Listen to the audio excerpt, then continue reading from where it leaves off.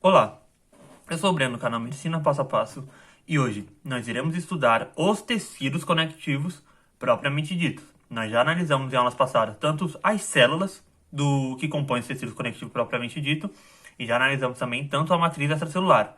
Hoje vamos entender como elas vão interagir entre si para formar os vários tecidos conectivos propriamente ditos. Os vários tipos de tecidos conectivos propriamente ditos que podemos observar são o embrional, que é o mesênquima, o mucoso, o fibrilar frouxo, também conhecido como areolar, tem o fibrilar denso, o reticular, o elástico, o adiposo e o pigmentado. Esse tecido pigmentado ele irá se encontrar no estroma da coroide e da íris, que são estruturas presentes no olho e serão melhor analisadas no curso de anatomia.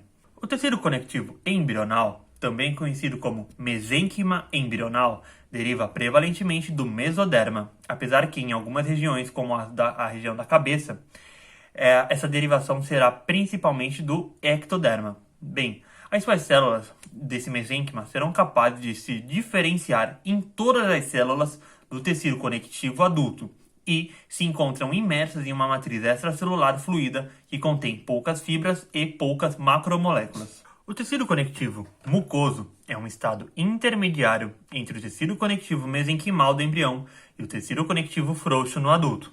O tecido conectivo mucoso possui uma abundante matriz extracelular com poucas fibras elásticas ou colágeno, porém rica da substância fundamental, especialmente o ácido hialurônico, permitindo então que esse tecido se ligue a grandes quantidades de água, dando um aspecto gelatinoso a esse tecido, que é encontrado no cordão umbilical, no corpo vítreo do olho e na polpa dentária. O tecido conectivo frouxo ou areolar é o tecido conectivo mais difundido no corpo humano, constituído de vários tipos de células, com uma abundante substância fundamental, porém poucas fibras elásticas e de colágeno, que apesar de poucas, conseguem garantir uma boa propriedade de elasticidade e resistência mecânica ao tecido. E a pouca presença dessas fibras também vai permitir uma maior difusão de gás e nutrientes entre as células e o tecido sanguíneo. E este tecido também vai possuir células de defesa como macrófagos, neutrófilos e linfócitos. Esse tecido vai se localizar, por exemplo, no extrato papilar da derme, que é a zona entre as papilas dérmicas e as cristas epidérmicas. Pode ser encontrado nas mucosas, nas submucosas. Forma também a túnica íntima e a adventícia das artérias e veias. Forma também o revestimento de fibras musculares e nervosas, e esse tecido pode ser denominado de areolar, porque durante a preparação da amostra ocorre a solubilização da substância fundamental, formando espaços vazios em uma análise microscópica. Por sua vez, o tecido conectivo denso e regular é rico em feixes de fibras de colágenos dispostos em modo desorganizado. As fibras elásticas estão presentes em mínima quantidade, além da pouca substância fundamental e pouca vascularização. Logo, a sua função é principalmente aquela mecânica.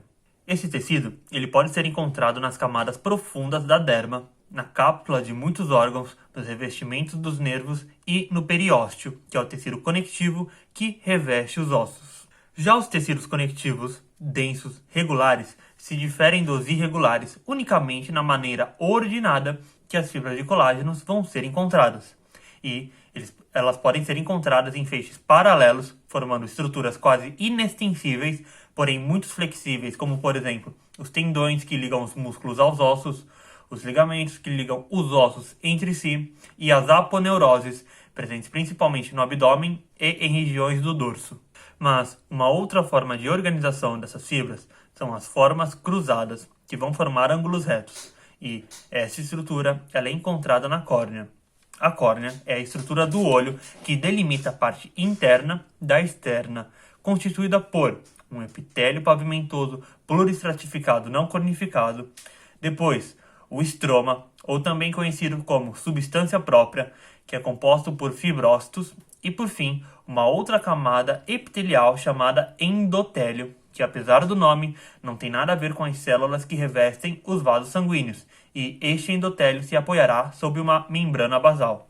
Quando se prepara um tecido rico em colágeno, os feixes de fibras podem dar uma distanciada entre si por causa da sua inextensibilidade.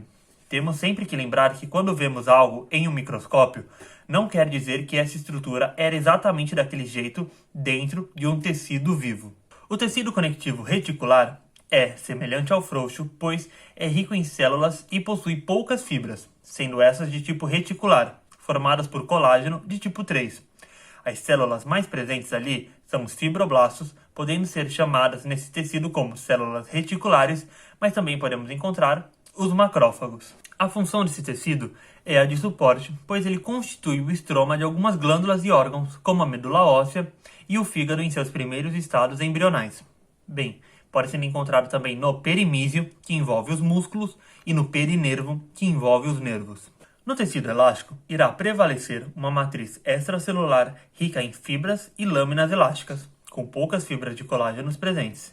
Esses tecidos são muito comuns em regiões que também possuem uma musculatura lisa, como na túnica média de artérias grossas, sendo possível ver as lâminas elásticas fenestradas coloridas em negro. Está presente também nas cordas vocais e nos ligamentos que ligam as vértebras entre si, chamados de ligamentos amarelos. Bem, essa foi a nossa linha sobre a maioria dos tecidos conectivos propriamente ditos. Eu espero que vocês tenham gostado. Se gostou, não esquece do like e de se inscrever no canal. Eu vou ficando por aqui e irei aguardar vocês em uma próxima aula nesse canal que irá falar tudo sobre medicina. Fui!